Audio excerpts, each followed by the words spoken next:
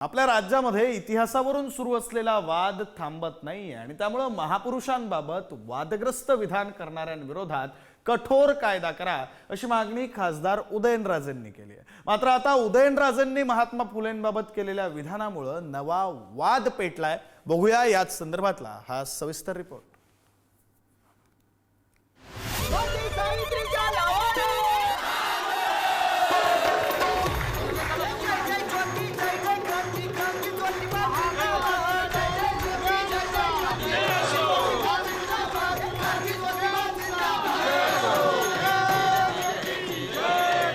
महात्मा ज्योतिबा फुलेंच्या जयंती दिनी नव्या वादाला तोंड फुटलंय। याला निमित्त ठरलंय भाजप खासदार उदयनराजे भोसलेंनी केलेलं विधान। स्त्रियांसाठी पहिली शाळा थोरले प्रतापसिंह महाराजांनी सुरू केली, त्यांचं अनुकरण महात्मा फुलेंनी केलं असं वक्तव्य खासदार उदयनराजेंनी केलंय।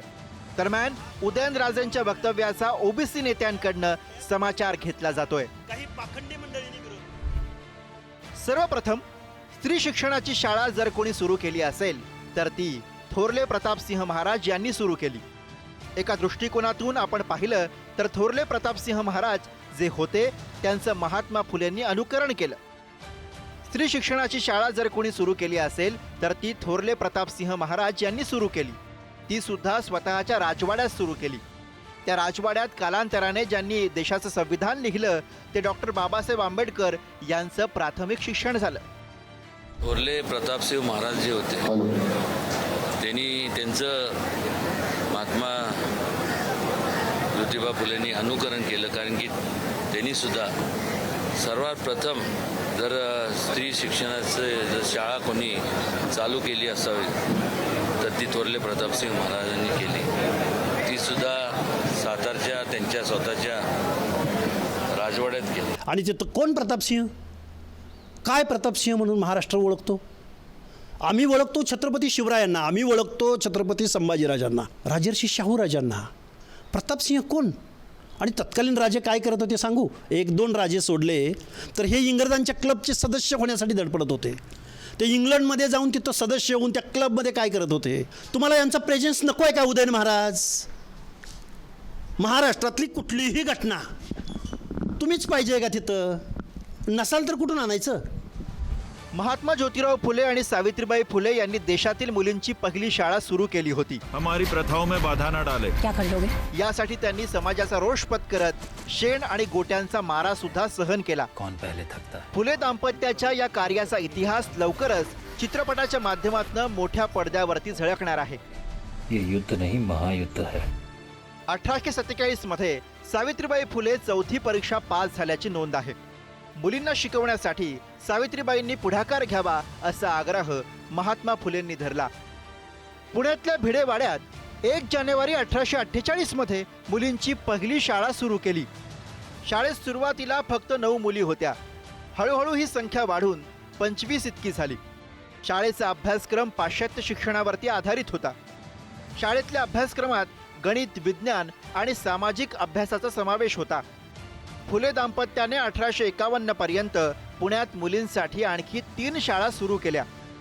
एक नवा शोध आता उदयनराजे यांच्या माध्यमातून लागतोय नक्कीच हा आणि याच्यासाठी मला असं वाटतंय सगळे इतिहास तज्ज्ञ आतापर्यंतचे संशोधक फेल ठरलेले आहेत आणि उदयनराजेंनी हा जो गौप्यस्फोट केलाय हा महाराष्ट्राचा जे सामाजिक आणि जो शैक्षणिक क्रांतीचा इतिहास आहे त्याच्यामध्ये हा खूप मोठा एक धक्का देणार आहे। महाराष्ट्रामध्ये आता सध्या चाललंय काय?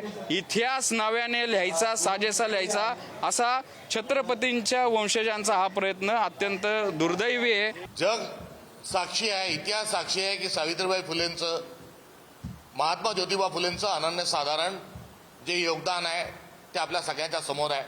विनाकारण खोडसळ पद्धतीने अशा पद्धतीने इतिहासाची छेडछाड केल्या जाणं हे दुर्दैवी आहे। महात्मा ज्योतिबा फुलेंच्या वाड्यामध्ये येऊन जर अशा प्रकारचं वक्तव्य केल्या जात असतील तर कुठे आपण गेलात आणि कोण होतास तू, काय झालास तू, हे म्हणण्याशिवाय आमच्याजवळ कुठलं दुसरं गत्यंतर नाही। स्त्री शिक्षणाची मुहूर्तपेढ रोवणारे, समाजाला मानवतेचा मार्ग दाखवणारे महात्मा फुले आणि सावित्रीबाई फुले यांच्या जीवनावर आधारित फुले चित्रपट वादात सापडलाय। ब्राह्मण महासंघानं घेतलेल्या आक्षेपांमुळे फुले चित्रपटातील काही दृश्यांवर सेन्सॉर बोर्डानं आक्षेप घेतलाय। अंग्रेजों की गुलामी तो सिर्फ 100 साल पुरानी है। मैं जिस गुलामी से लोगों को स्वतंत्र करना चाहता हूँ वो 3000 साल पुरानी है। त्यामुळे सेन्सॉर बोर्डाविरोधात वंचित बहुजन आघाडीनं आक्रमक भूमिका घेत आंदोलन केलं। चित्रपटातल्या दृश्यांना कात्री लावल्यास सेन्सॉर बोर्डाच्या कार्यालयासमोर आंदोलन करू असा इशारा वंचित अध्यक्ष प्रकाश आंबेडकरांनी दिलाय। सेन्सर बोर्डाने काही वाक्य, काही शब्द आणि काही सीन यांना असणारा विरोध दर्शविलेला आहे।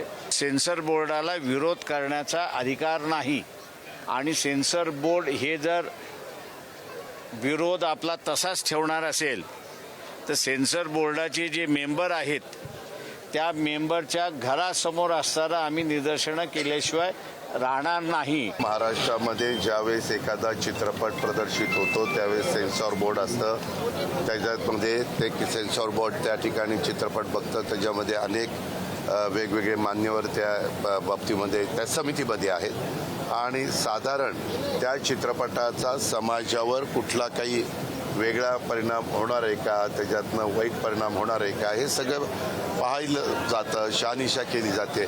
आम्ही सरकार म्हणून ही काळजी घ्यायची असते की त्याच्यातून समाजामध्ये कुठं तेढ निर्माण होणार नाही, समाजामध्ये एकोपा राहील, ही खबरदारी मात्र आमची। क्रांतीसूर्य महात्मा ज्योतिबा फुलेंनी मुलींची पहिली शाळा सुरू करत महाराष्ट्राच्या भवितव्याची दिशाच बदलल्याचा इतिहास सर्वश्रुत आहे।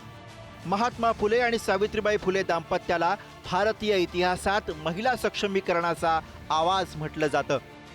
पण स्त्रियांसाठी पहिली शाळा थोरले प्रतापसिंह महाराजांनी सुरू केल्याचा दावा उदयनराजेंनी केल्यामुळे वाद पेटण्याची चिन्ह निर्माण झाली आहेत। ब्युरो रिपोर्ट, पुढारी न्यूज।